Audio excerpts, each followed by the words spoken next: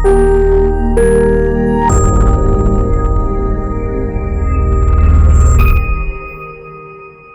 Stage 3 या stage 4 का disease होता है, रिकरेंस को अवॉइड करने के लिए आगे रेडिएशन देते हैं। रेडिएशन देने के बाद काफ़ी लोग ये कंप्लेन करते हैं कि मेरा मुंह सूख जा रहा है, जो भी मैं खाता हूँ गले में अटक जाता है। इस रेडिएशन में जनरली जो ट्यूमर होता है उसको हम टारगेट करते हैं, बट इस टारगेट के चारों तरफ थोड़ा साइड इफेक्ट्स आते हैं because of spill over of the radiation. नमस्कार, मेरा नाम डॉक्टर अविनाश चैतन्य है। मैं एक head and neck surgical oncologist हूँ। यूजुअली रेडिएशन देने के बाद काफ़ी लोग ये कंप्लेन करते हैं कि मेरा मुंह सूख जा रहा है, मेरे को मिर्ची लग रही है, मैं कुछ खा नहीं पा रहा हूँ, जो भी मैं खाता हूँ गले में अटक जाता है, क्या करूँ? तो मैं उनको समझाता हूँ कि क्या हो रहा है। यूजुअली सर्जरी होने के बाद जब स्टेज 3 या स्टेज 4 का डिजीज़ होता है तो उसको हम रिकरेंस को अवॉइड करने के लिए आगे रेडिएशन देते हैं।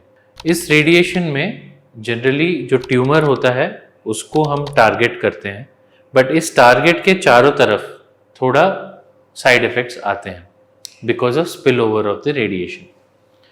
ऐसे में जो नॉर्मल स्ट्रक्चर्स हैं दे आर ऑल्सो अफेक्टेड। आजकल के न्यूअर टेक्निक ऑफ रेडिएशन की वजह से हम काफ़ी हद तक ये साइड इफ़ेक्ट्स कम कर पा रहे हैं। So we are able to spare opposite side का पैरोटिड ग्लैंड या फिर सबमैंडिबल ग्लैंड को हम स्पेयर कर पाते हैं, बट जो माइनर सलाइवरी ग्लैंड्स होते हैं वो अफेक्ट होते हैं। ये माइनर सलाइवरी ग्लैंड्स अपने मुंह को मॉइस्ट रखने में, जब भी हम कुछ खाएं तो मुंह में थोड़ा सलाइवा आने में हेल्प करते हैं। जब इस पे रेडिएशन का इफेक्ट रहता है दे आर अफेक्टेड एंड काफ़ी हद तक इनको डिलेड रिकवरी होती है because they are very minute glands. जो मेजर ग्लैंड्स होते हैं दे रिकवर मच फास्टर क्योंकि हम उनको अवॉइड भी कर रहे हैं रेडिएशन के इफेक्ट से। बट ये जो माइनर ग्लैंड्स होते हैं वो लिप से लेके गले तक हर जगह रहते हैं and they are affected more. ऐसे में the effect of this radiation last longer. आपको जीरोस्टोमिया मतलब ड्राइनेस ऑफ माउथ रहती है एंड जब तक बार बार ये ड्राइनेस रहेगी तब तक आपको मिर्ची लगेगी और खाने में मुश्किल आएगी। एंड अगर गला सूखा हुआ है तो जो भी हम खाते हैं अंदर जाने में अटक जाता है। So all this is very important. तो इसको हम ओवरकम कैसे करें?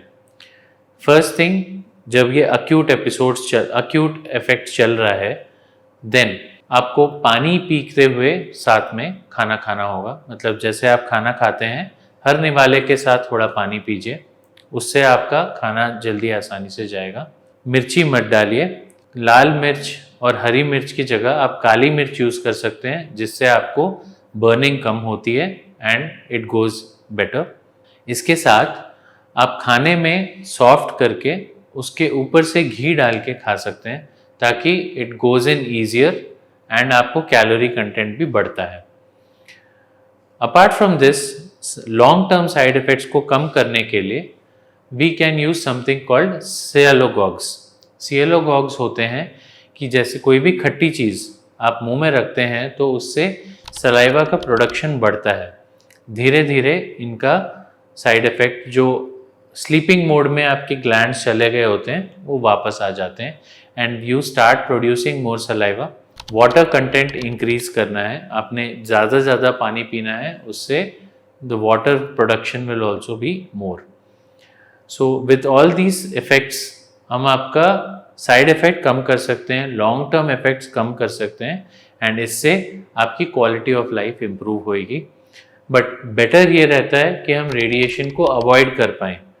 वो अवॉइड हम तब कर सकते हैं जब आप स्टेज 1 या स्टेज 2 में आएंगे एंड इससे आपको रेडिएशन की ज़रूरत ही नहीं पड़ेगी क्योंकि रेडिएशन का इफेक्ट रहेगा, लॉन्ग टर्म साइड इफ़ेक्ट्स रहते हैं चाहे कितना भी एडवांस्ड आपका टेक्निक हो, क्योंकि what is normal has to remain normal. तो हम इसको एज अर्ली एज पॉसिबल जब हम ट्रीट करते हैं then long term side effects हमारे कम हो जाते हैं।